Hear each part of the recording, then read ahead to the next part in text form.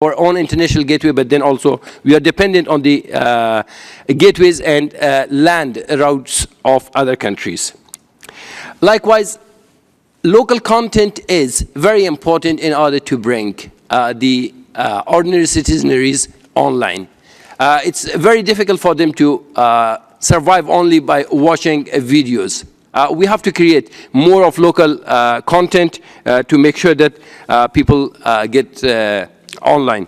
And other challenge is the high level of digital illiteracy that we have got in Afghanistan.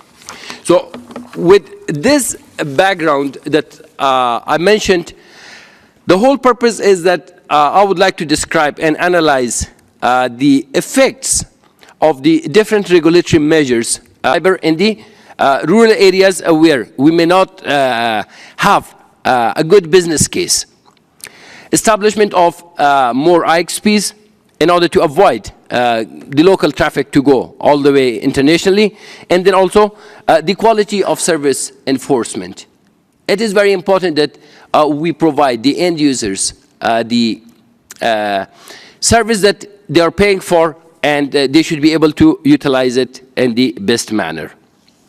Now, on the regulatory approaches, let me add that there is a need to be flexible for the regulators based on the demand of the market.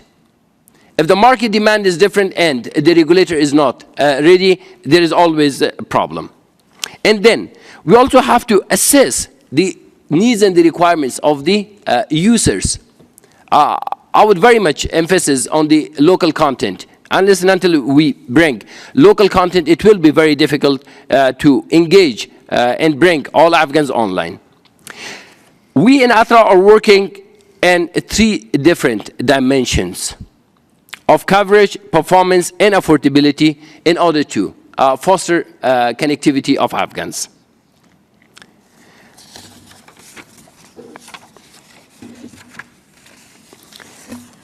So, when we started the implementation of the open access policy, in fact, we wanted to make sure that we provide the opportunity to the private investment to come and help us out. Therefore, on August 22nd this year, we requested for the proposals from different investors based on a very specific criteria in order to develop the fiber optic infrastructure in Afghanistan.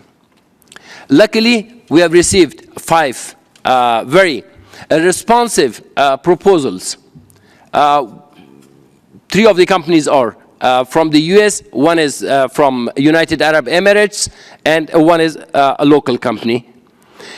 And just before coming to the IGF, I had the opportunity to present it to the subcommittee of the cabinet, which is the High Economic Council of Afghanistan, and it is chaired by the president of the country, where I presented my report. And hopefully in the next 2 weeks, I will be able to issue the licenses. Now, when we are talking about deployment of fiber infrastructure, one of the major bottlenecks or the biggest challenge is the right of ways. Countries like Afghanistan, where institutions work in silos and there is no comprehensive guideline, the investors do get a lot of problems. And therefore, it was the instruction of the President of Afghanistan that the land authority of Afghanistan has to be in the lead rather than the regulator, because a regulator have got too many other things to handle, and that's why the land authority in Afghanistan will be facilitating the rights of ways for the investors. The future of the fiber optic networks and the mobile broadband deployments will require permits to successfully roll out broadband networks in Afghanistan. As I mentioned, that 2018 will be the year where we will make available more spectrum to the mobile operators in order to make sure that the broadband services in Afghanistan get more enhanced. And then also, ATRA as the regulator has identified and also allocated the IMT spectrum bands and under the National Frequency Allocation Table. And again, it was in consultation with the sector, in particular, the mobile network operators. There is a good news that the spectrum earmarked for the mobile broadband is FDD spectrum 350 megahertz, and then the TTD spectrum will be 190 megahertz. Let me take this opportunity and share with you that this is my second time that I'm coming to the IGF. And I think there is a lot of potential that we, on one hand, exchange ideas, but then also there is a lot of learning opportunities, in particular for the regulators and for the experts from the ICT sector. Now, I think it's a good opportunity also for me to thank the Commercial Law Department of the United States of America, that they have been financing and facilitating the attendance of the Afghan officials in the IGFs for the last 4 years. And we look forward to continue our partnership with the CLDP, and we think that this gives the opportunity for the Afghan officials to exchange their ideas, and then also to promote the projects and the policies that we are undertaking. Now, what is the way forward for Afghanistan? I think in the context of the infrastructure development, and then also the sharing of it, it is very important that we should have the appropriate regulations, which should be market friendly, and it should look into the peculiarities of the end users. Afghanistan is a poor country, and the affordability is of importance for us. Likewise, it is very vital for ATRA that we move forward and in a quicker manner in the licensing process of the 4G spectrum. IXPs play an important role in order to make internet affordable. And I very much look forward that we will be able to engage more private investment in this area, and they will enable us to achieve our goal. Likewise, verifying the new long-haul fiber optic network licensees to comply with their rollout plans. Now, I have to share this good news with you that in the next 5 years, we will have 15,000 kilometers of new fiber that will be deployed by the new investors. And that means that at this moment, for the last 10 years, we have been investing through the state-owned enterprise, and we have been only able to deploy less than 4,000 kilometers of fiber. More fiber means that we will have ease in the deployment, in the successful launch of the last mile connectivity. Now, we are working on a number of different initiatives, in particular in the rural areas. The TV white spaces is one of the projects that we are working. We are also working with a couple of internet service providers in Afghanistan on how to use the electricity cables that's going to all homes in order to make sure that we get internet connectivity through the electricity wires. Now, there could be a number of challenges that may become a bottleneck to us. The security situation is one of the major factors that may cause challenge to us. And then also the regional rivalries that are in the neighboring countries. We very much hope that it will not affect us negatively. However, the possibilities is always there. The good news is that Afghanistan is an emerging economy. We have got very enlightened human capital. We're committed, we're honest, and we're devoted to serve the country. And The political willingness for the improvement of the ICT sector is very visible. The President personally is involved, and the whole cabinet members are well aware of the projects and this political support, and their willingness to help us out means a lot to us.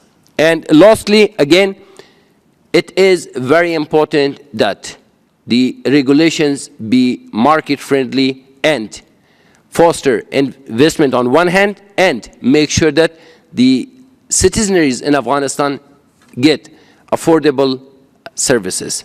Thank you very much, ma'am.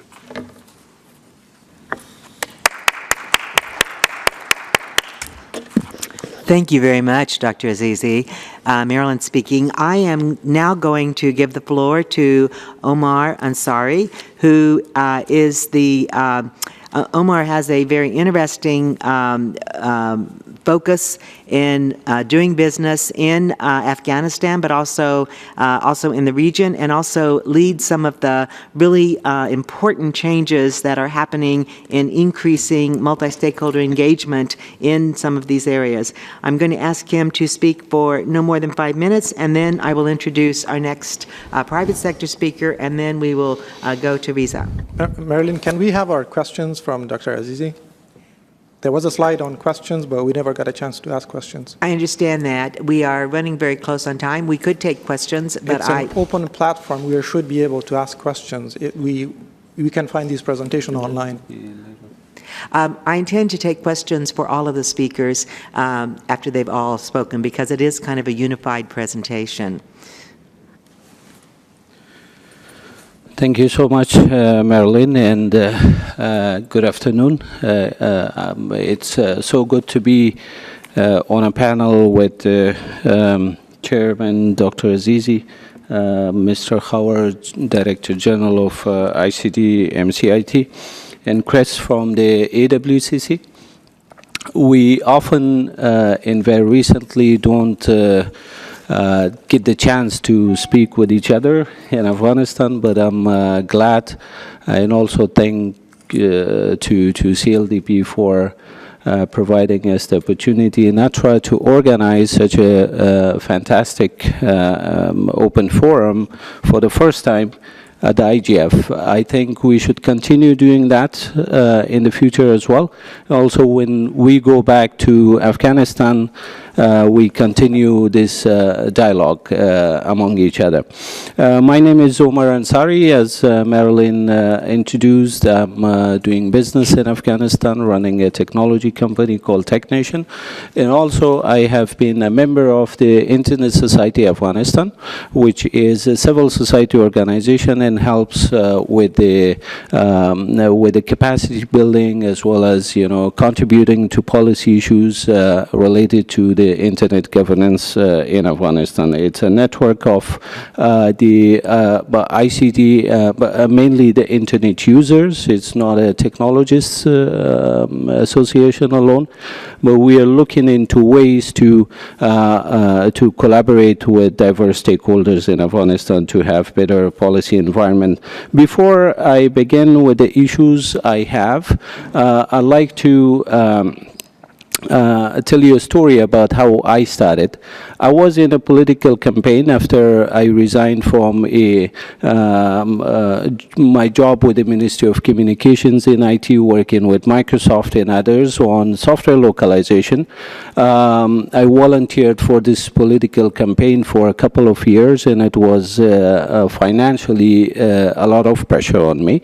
But when we did not succeed in that political campaign, did not win the elections, I started a business, and it was a time when I was in debt and going through a lot of issues. It took me like 2 years to really establish the business.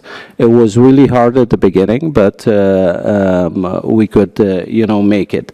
Startups start that way, and I'm happy that TechNation today has about 100 team members. members. That includes project staff, and it includes our full-time team members.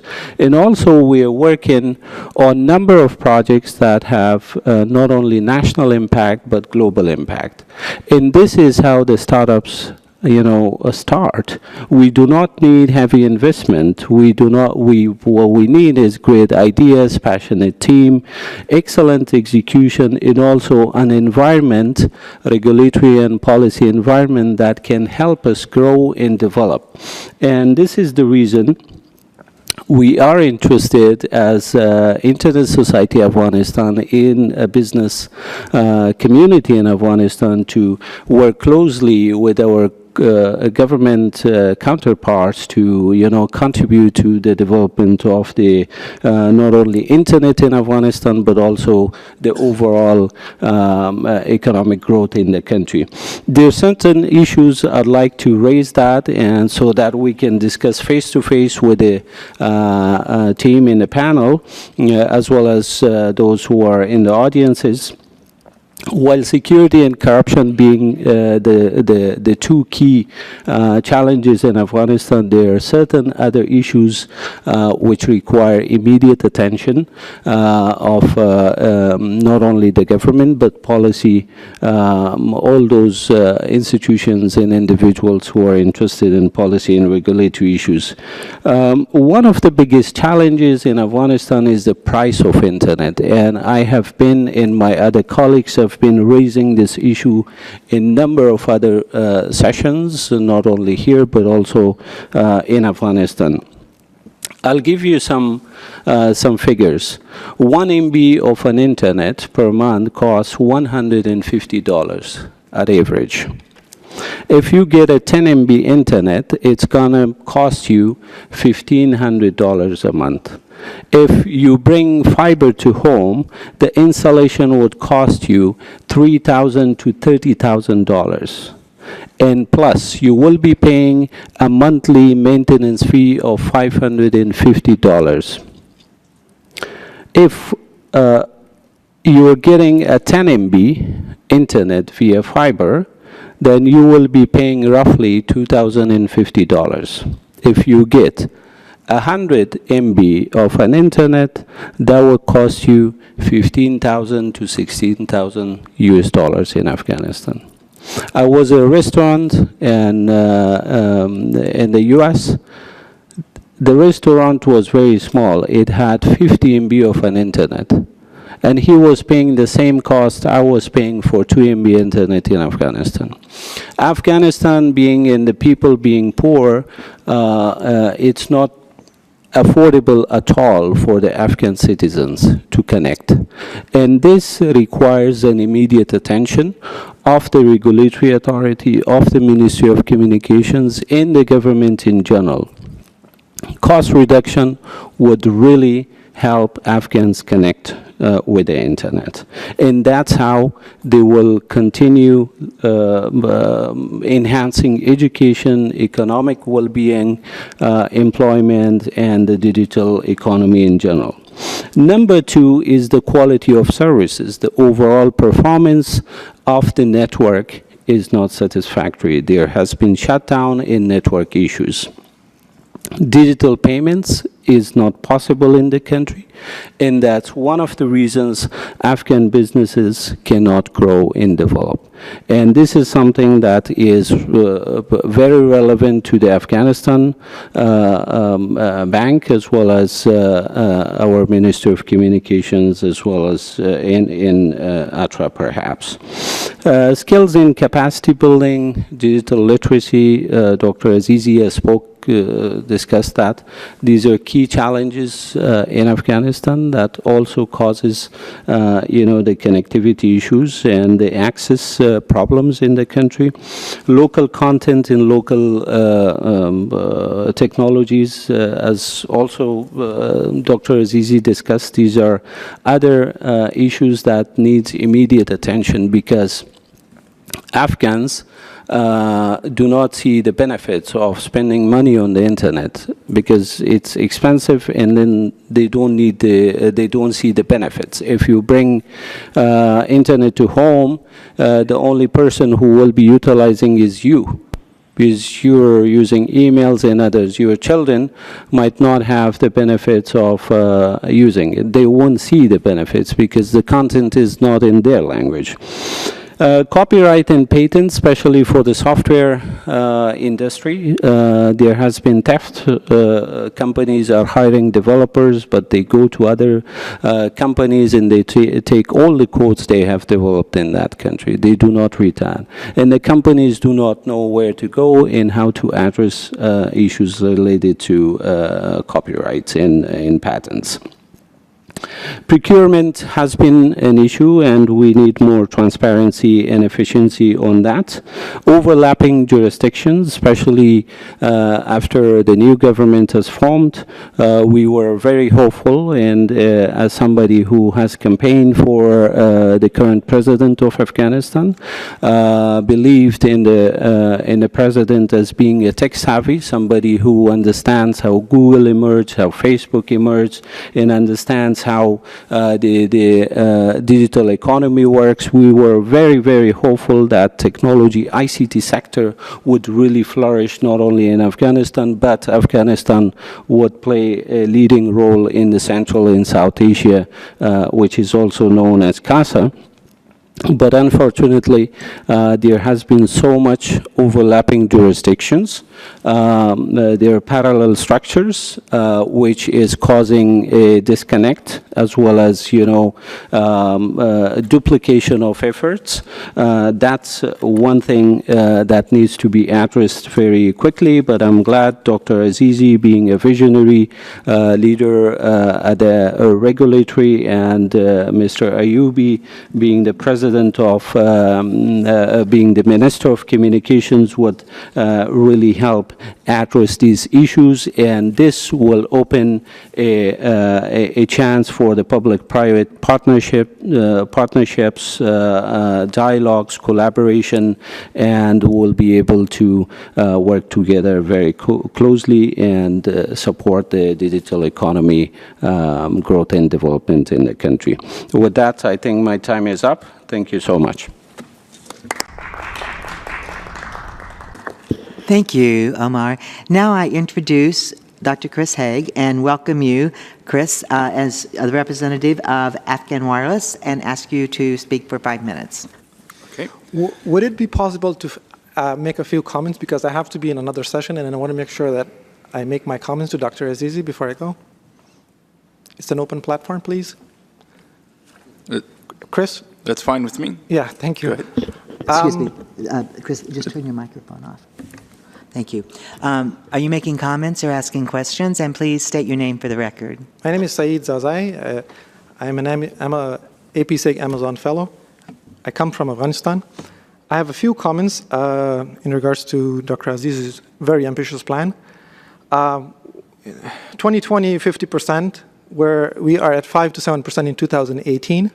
17, 18, tomorrow is 18. We have gotten to this position in 17 years. How do you ensure that we get to say 50% in 2 years? Also, the IXP that you talked about, that has been in the plan for the past, I think at least that I know, is 5 years. There has been no discussions at all in Afghanistan, so I'm not sure what kind of plan do you have when you come to these forums here. Also, I wish we could have more of these forums in Afghanistan for the general public, for the Afghan citizens. And all I see is Dr. Azizi in IGF in Brazil, and then in Guadalajara, and then here talking about the same plan over and over again. Removing restrictions was very interesting to me when you are shutting down WhatsApp and Telegram back in November. And your deputy, Mr. Selab, signed that, and that was coming from the government. So I don't know what kind of restrictions are you planning on removing when you're putting restrictions on the citizens. Also, this question would be towards Mr. Reza Howard. I know he's coming in new, but in the past we have had a situation where the data center director had to have shut down the entire data center where most of the Afghan websites are hosted, most of the Afghan public services are hosted, shutting down at 4 p.m. and then turning back on the whole data center at 8 a.m. So how are you going to make sure that doesn't happen anymore? Thank you.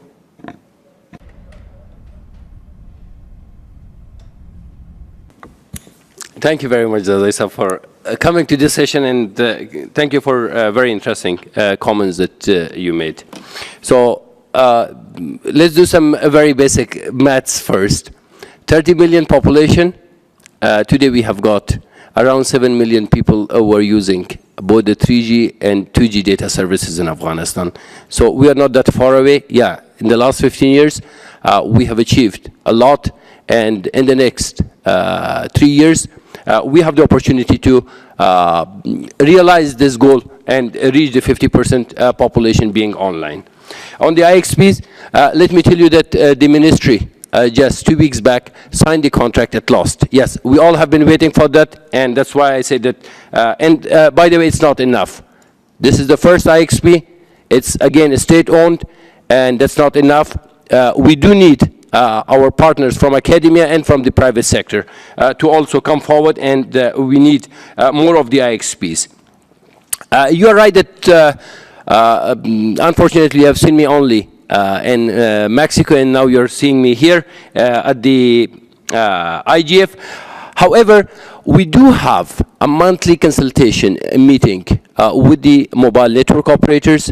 We have a quarterly consultation meeting with the internet service providers, and then on and off, I'm available always with the media fellows, because we also regulate the media, so we are meeting them.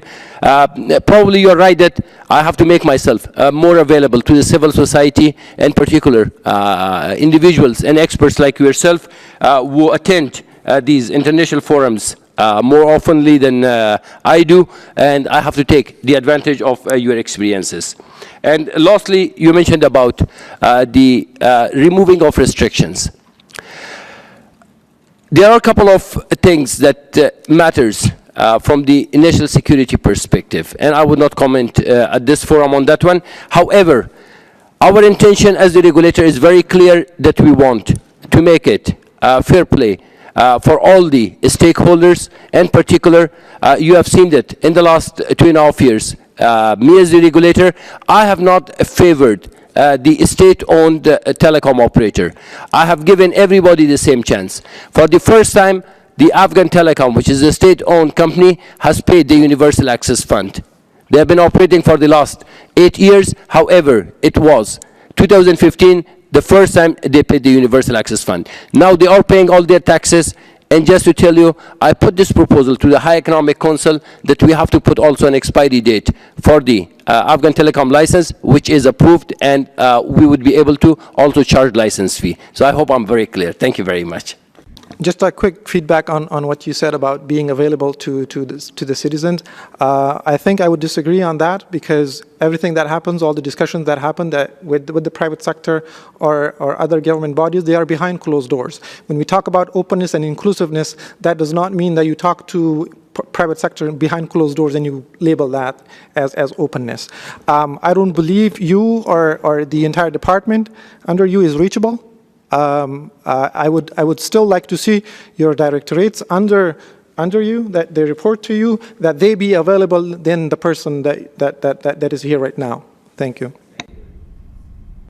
Thank you. And may I, Chris, please turn to you, and then we will invite Riza's comments, and then we will take final question. Sure.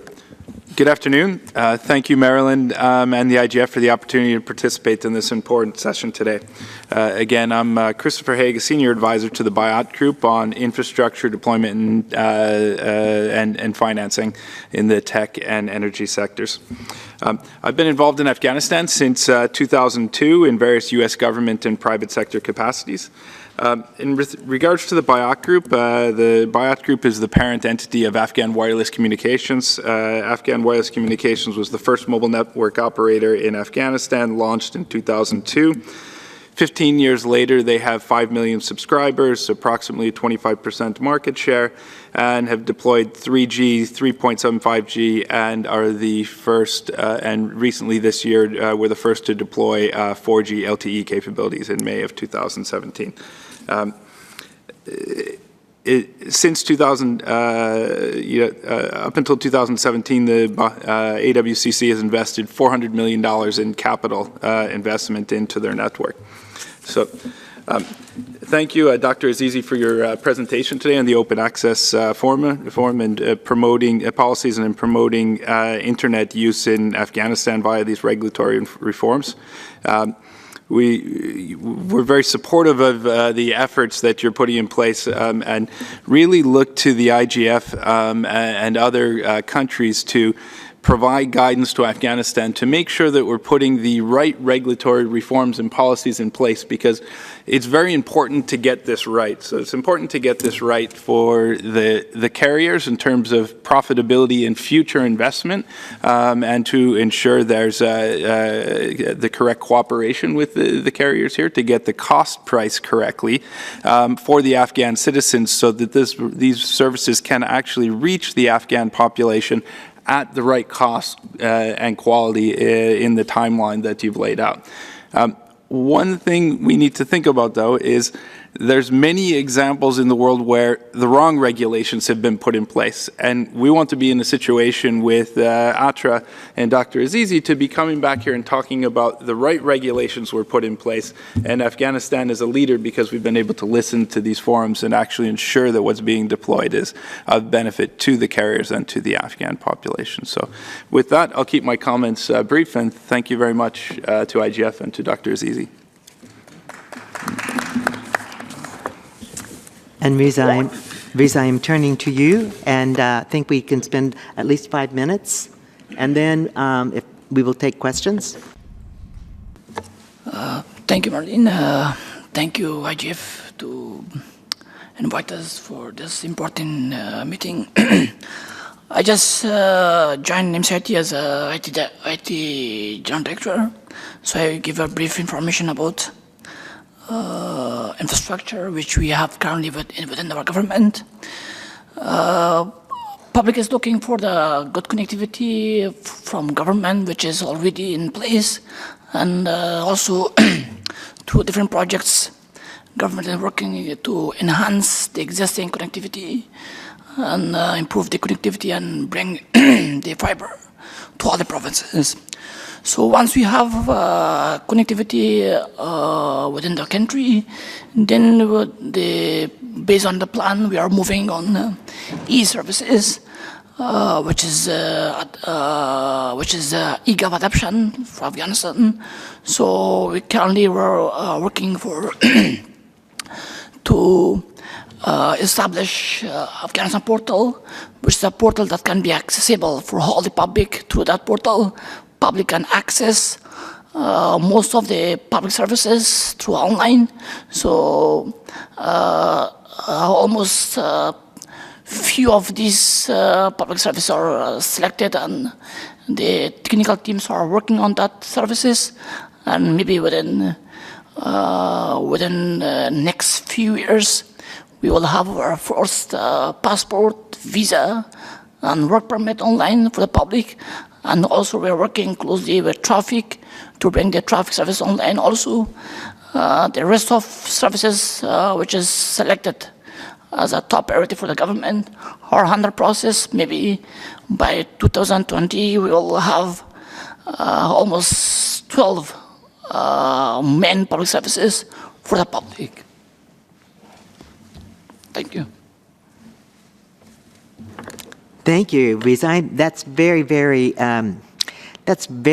exciting. And I'm also just thinking myself, having been in Kabul recently and planning to return for your second IGF next year, and noticing the traffic, I was just thinking myself how you really are going to be implementing some planned changes that all Afghan citizens are going to really benefit from. So this is an exciting plan. Of course, we all know that it is very challenging to turn a strategy and a plan into reality. And I think that's one of the things that I'm going to just make a comment about and then ask all of you to think about questions. Afghanistan, Dr. Aziz has referenced some of the challenges that Afghanistan has. But I think one of the challenges that perhaps we haven't thought about quite enough is that was referenced, is this issue of digital literacy for all of your citizens. As we are moving into a digitized world, we can throw money and technology at the energy challenge. We can throw money and technology and investment at the communications challenge.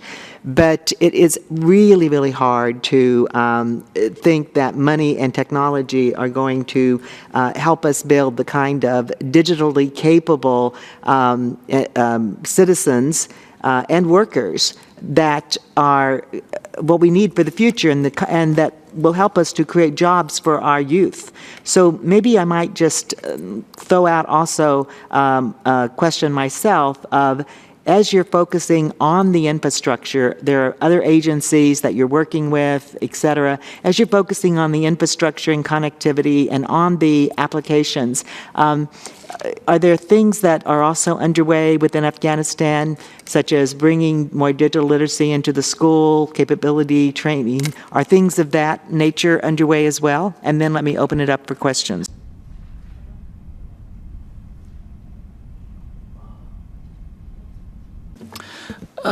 Thank you. Through Digital CASA project, we have 3 components, and the first component is the connectivity, which will connect all universities, schools to the internet. It means almost all the university will be connected to the internet. Then we will have the capacity building or e-learning process. So through the Digital CASA component 3, we will have a different program for the universities and for the schools. So accordingly, we are working with Microsoft to use some of their solutions, how to use their e-learning solutions to the school which is far from the cities or far from the main districts. So this is a program for the education that currently we are working under the Digital CASA project. That's very exciting. I just say quickly, maybe I would offer 1 minute to Chris and also to you, Omar, if you wanted to make comments about the question I asked about digital literacy and digital capability for the future, and then let me open it up. You want to go first, Omar, and then Chris? Thanks again. We have a program which is very new with the Ministry of Education. It's called branded as Tech Literacy, and the purpose is to build, provide digital literacy trainings to about 50,000 women across Afghanistan. Because based on our research, one of the major challenges the Afghans have related to access is that people aren't digitally literate, and especially women. And that's why they do not own, mobile devices or computer devices, and they cannot teach their kids, on how they can utilize the technologies, better. So our aim is, and it contributes to the unemployment as well, because the market demands something, and the university is teaching something else. There is a gap between our education and the market, the skills that are required by the market. So through this digital literacy program, we will be doing with the Ministry of Education, and we are hoping that MCIT and ATRA could also join the campaign. We'll be teaching both technical skills and cognitive, so they can understand how to process information, how to manage information, and how to work with the internet, which will improve the employability of women in their employment. Thank you. Thank you. We are really already over time, but Chris, I don't know if you wanted to make a comment? Yeah, just very quickly, let me just announce there's several things that the Bayat Group has underway in terms of managing and closing the digital literacy gap. The most significant is their investment in American University in Afghanistan. Dr. Bayat has made a significant investment in the ITC program and the new building that's going to be opening up this year. So that's in addition to public awareness programs they have through through ATN, their television station in Afghanistan, and then other programs they have with the Bayat Foundation schools. Terrific. Okay, we probably only take 2 questions because then we actually do need to leave. So do I have 2 volunteers? Rafa. Shall I? Okay. I have 2 questions actually, one from Dr. Aziz, one from Ansari. So Dr. Aziz, I went through, thanks for the slide briefing that you have shared. And I'm sorry, but do please say your name so that... Okay, I'm Mohammed Zahid. I'm the Director of Information System and Cybersecurity for the Government of Afghanistan. The question that he raised, the issue, the one concern that he said that IXPs should be gone to the private sectors. So, because as far as IXP concerned, it is not only the decrease in the cost, it's also to centralize data and to ensure data privacy of the citizens. So if you open the door to the private sector, how would you ensure the data privacy of the citizens, not compromising, like even the interconnectivity of the companies, how would you ensure that? Plus, from Mr. Ansari, since you're an active IGF member since long time and also a good background in technology as well, you have raised 2 issues that on this one's online payments and also the internet cost. You have the good figures, that's good, but you mentioned that you don't have online payment system. So as a private sector, have you ever proposed any solution, or do you have any solution for that? Because pointing some issues could be some good agenda to talk about that, but have you ever raised this issue to governments, or do you have a plan for that? How we can work together as a government and a private sector to resolve this issue for the next IGF? At least we don't have this in our bullet point. Do you have any solution for that? Thanks. I'm going to be really tough and say 1-minute answers, and I think you kind of cheated and got 2 questions for one. So we'll take the questions first. Yes, yes. Let's hear your question, Rafa, and then we'll wrap up. Yeah, thank you. For the record, Zalmay Agha from Internet Society Afghanistan. I have a question, and it's a compound question, since I cannot go for 2 or 3 questions.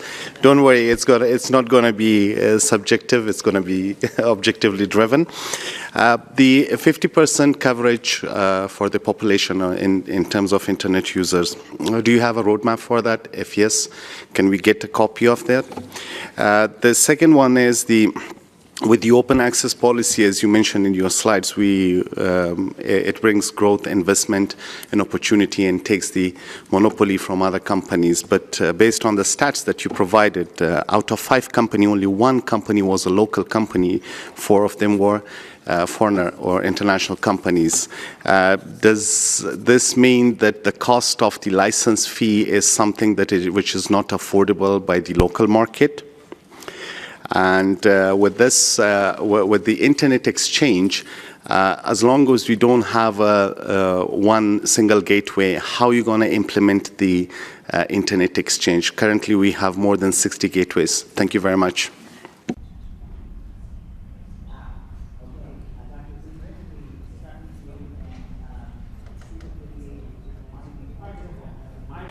We are going to wrap up. We'll ask Dr. Azizi to respond quickly, and then we may end up we may end up having to leave, and then we could follow up by email or bilaterally, because another group is coming in. So I think I'm actually going to... At least he can go through the first question, yes, second, and then the yes, third one. Okay. But do prepare to leave in 2 minutes. Thank you. Okay. 30 seconds is the response. Proper regulation, market-friendly regulation will give us the surety that everything is safe and sound. 50% population to be online, yes, we do have a comprehensive roadmap, and that's why we have started introduction of OpenX policy, now implementation of it. And on the IXPs, one gateway or multiple gateways, anyways, we have to make sure that we have the local traffic local. Thank you. But still, you are paying for the internet. You cannot localize that. You're still Cache servers. I am going to wrap us up because we have another group waiting. We do have the questions, and we'll figure out a way to have an opportunity to provide answers from the folks the questions were addressed to. I want to thank everyone for joining us and for the questions and the participation. And you all know how to find me now that you know who I am. And hopefully we will see you all around. Thank you again for coming. And I want to thank the Afghan government for doing their first open forum at their only second IGF. Pretty impressive. Thank you, Marilyn, for the moderation, and thank you, Joe, for all your support.